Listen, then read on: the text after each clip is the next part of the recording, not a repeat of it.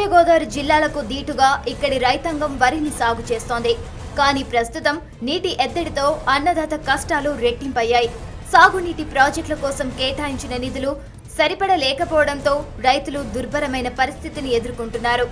Vamsadhara stage 1, stage 2లతో పాటు జిల్లాల్లోని offshore రిజర్వాయర్ను నిధుల కొరత వెంటాడుతోంది.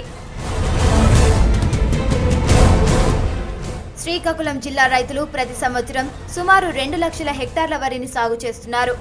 దీనికోసం స్థానికంగా ఉన్న గొట్ట బ్యారేజ్లో కొంత నీటిని నిలుపుదల చేసి సైడ్ కెనాల్స్ కు అందిస్తున్నారు. నీరు సరిపోకపోవడంతో కొత్తగా ప్రాజెక్టులు నిర్మించి నీళ్లను అందించాలని ప్రభుత్వం భావించిన నిధుల కొరతతో పనులు ఎక్కడ వేసిన గొంగలి అక్కడే అన్న విధంగా మారాయి. కొత్త ప్రాజెక్టుల భూసేకరణ సంగతి పక్కన పెడితే పాత ప్రాజెక్టుల గురించి పట్టించుకునే నాథుడే కరువయ్యారు.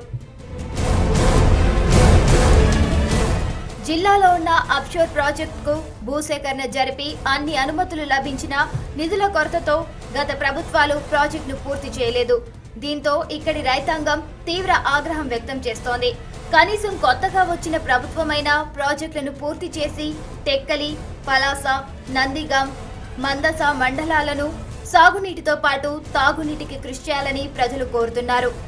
చాలా ప్రయోజనాలు కలిగినటువంటి ఈ ప్రాజెక్టు వల్ల ఇటు పలాస, నందిగాం, టెక్కలి ఈ 3 మండలాలతో పాటు వజ్రపుకొత్తూరులో కూడా కొంత ప్రాంతానికి ఉపయోగపడినటువంటి మెలియాపుట్టి మండలాలకి ఉపయోగపడినటువంటి ఈ ప్రాజెక్ట్ని ఇప్పుడున్నటువంటి ప్రభుత్వంలోనైనా స్థానిక ప్రజాప్రతినిధులు దీన్ని ప్రభుత్వ అధినేతల దృష్టికి తీసుకువెళ్ళి దీన్ని త్వరితగతిన పూర్తి చేయగలిగితే ఈ ప్రాంతానికి ఎంతో మేలు కలుగుతుంది.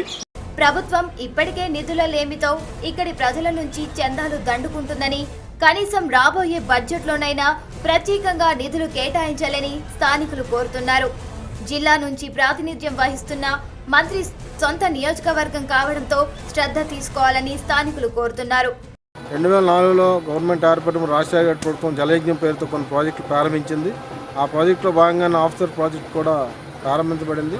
అయితే అప్పుడు ఉన్నటువంటి ఎస్టిమేషన్కి ఇవాళ ఉన్న ఎస్టిమేషన్కి వ్యత్యాసాలు చాలా ఉన్నాయి. ఈ ప్రభుత్వం ఇప్పుడే బడ్జెట్ లేదన్న పేరుతో అందరి దగ్గర సందాలు దండుతోంది.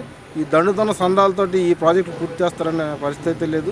ఇది అత్యంత అవసరమైంది కాబట్టి దీనిపైన బడ్జెట్ కూడా కేటాయించే విధంగా ప్రభుత్వం చర్యలు తీసుకోవాలని మేమైతే కోరుతున్నాం. గత ప్రభుత్వాలు అనుసరించిన వైఖరినే కొత్త ప్రభుత్వం అనుసరిస్తుందా లేక పెండింగ్ లో ఉన్న ప్రాజెక్టులను పూర్తి చేస్తుందా వేచి చూడాలి.